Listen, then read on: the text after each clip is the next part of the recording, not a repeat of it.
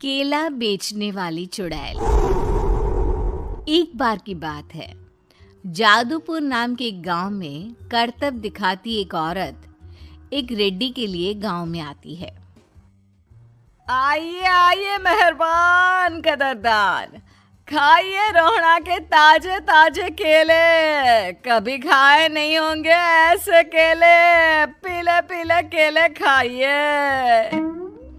ये कहकर रोहना हाथों में 4 केले लिए उन्हें सर्कल में जोर जोर से हवा में उछालती हुई करतब दिखाती है, जिसे देखकर आसपास के सारे बच्चे अपने अपने मम्मी पापा से उस औरत के पास जाने की जिद करने लग जाते हैं। पापा, ऐसा तो सर्कस में बॉल से होता है ना, ये आंटी तो केले से कर रही है। चलिए ना पापा, देखते हैं। रोहना एक पतली सी तार पर चलती हुई केलों से करतब दिखाती है। आते जाते सभी लोग बाहर रुककर उसके करतब देखते हैं और वाह वाही करते नहीं थकते। जैसे ही एक आदमी पास आकर उसे पैसे देने लग जाता है, तब वो कहती है, अरे नहीं नहीं साहब, मैं करतब तो बच्चों के मन को बहलाने के लिए करती हूँ। धंधा तो मेरा केले का है। पीछे देखो मेरी रिड्डी, जो भी मेरे केले खाएगा मेरी तरह चुस्त दुरुस्त और तंदुरुस्त हो जाएगा। पता चलता है क्या कि मेरी उम्र 55 की है। अरे पर ऐसे ठंड के मौसम में कोई केला क्यों खाएगा? ये ऐसे वैसे केले नहीं है साहब, ये शरीर में गर्मी देते हैं। ठंड को दूर भगाए जो भी रोहिणा के केले खाए।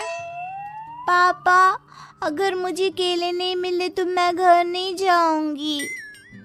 तभी उसके पापा कहते हैं कि बेटा, केले ठंड में कभी गर्मी नहीं देते। ये सब कहने की बातें हैं, सामान बेचने का तरीका है इनका।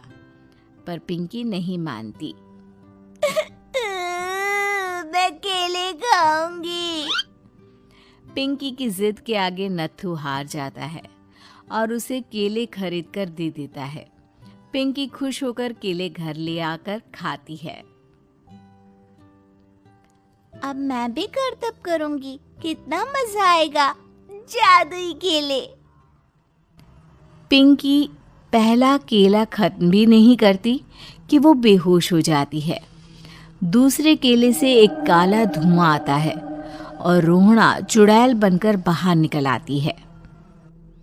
मेरे भूतिया केले बच्चे न खाए, ऐसा हो ही नहीं सकता। जादूपुर वालों, कब तक बचोगे? आ गई हूं मैं रोहना, जिसका कोई नहीं कर सकता सामना। रोहना पिंकी को गोद में उठाकर काले धुएं में कहीं गायब हो जाती है। शाम के वक्त नत्थू घर लौटता है और पिंकी को घर में ना पाकर उसकी माँ से कहता है, माँ पिंकी कहाँ है? अरे बेटा, उसे तो तू सुबह करतब दिखाने ले गया था ना, फिर कहाँ वापस आए तुम दोनों? मुझे लगा तू उसे अपने साथ मंडी ले गया होगा। हे भगवान, मेरी बच्ची कहाँ गई? मैं उसे घर ही तो छोड़कर गया था माँ। नत्थू गांव के घर कोने में अपनी बेटी को ढूंढता है, पर उसे वो कहीं नहीं मिलती। परेशान होकर आके रो रो कर नत्थू हिम्मत हार कर घर लौट आता है। अगली सुबह रोहना फिर से करतब दिखाने आती है और इस बार पिंकी की तरह रोनी केले खरीद लेता है। 50 रुपए दिए थे पापा ने, सारे पैसों की मैंने केले खरीद लिए हैं। अब मैं भी आंटी की तरह ही करतबबाज बन जाऊंगा। यही सोचते हुए रोनी केले खाता है और पहला अकेला केला आधा खत्म भी नहीं करता कि चुड़ैल उसके सामने आ जाती है।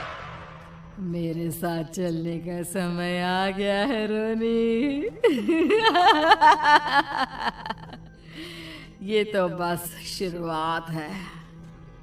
अब इस गांव के सारे बच्चे धीरे धीरे मेरे कब्जे में होंगे, एक बच्चा भी नहीं बचेगा। ये कहकर रोना रोनी को गोद में लेकर काले धुएं में अदृश्य हो जाती है। इसके बाद हर रोज गांव में से कोई ना कोई बच्चा गायब होता, पर ऐसा क्यों हो रहा है किसी को भी समझ में नहीं आ पा रहा था। रोज की तरह अपनी बेटी पिंकी की तलाश में नत्थू गांव के एक तालाब के पास बैठा रो रहा था। कहाँ गई मेरी पिंकी? शकुंतला के जाने के बाद एक वही तो मेरा सहारा थी।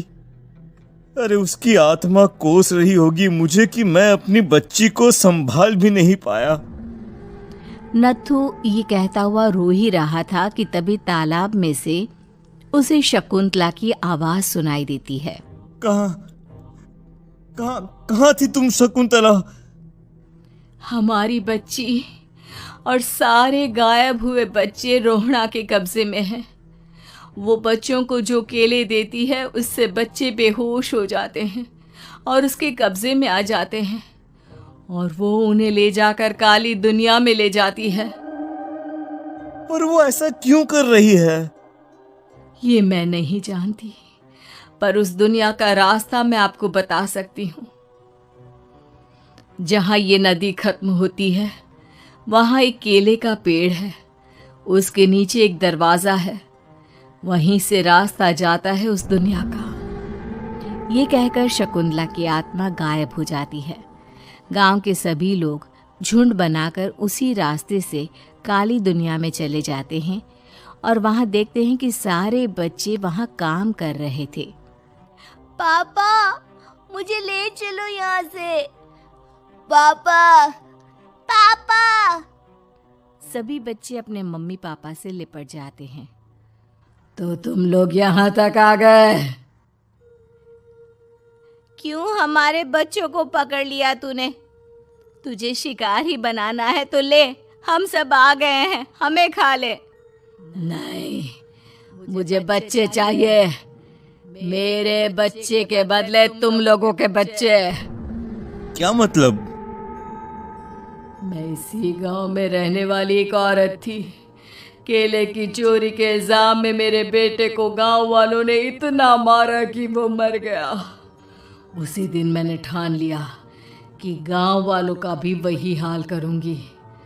कुछ दिन बाद बेटे के चले जाने के दुख में मैं भी मर गई और मेरी भटकती आत्मा एक चुड़ैल बन गई। और फिर मैंने बदला लिया तुम सबके बच्चे छीनकर। बर्दाश्त नहीं कर पाए ना? सोचो मुझ पर क्या बीती होगी। हमें माफ कर दो रोहणा। पता नहीं ये किसकी गलती थी, पर हम सभी माफी मांगते हैं। हमारी खुशियाँ लौटा दो, तुम भी तो एक माँ हो। गांव वालों की बात सुनकर रोहणा का मन पिघल जाता है और वो बच्चों को छोड़ देती है। उसके बाद काली दुनिया बच्चों के लिए जादुई दुनिया बन जाती है। अब कोई भी कभी भी वहाँ आ जा सकता था।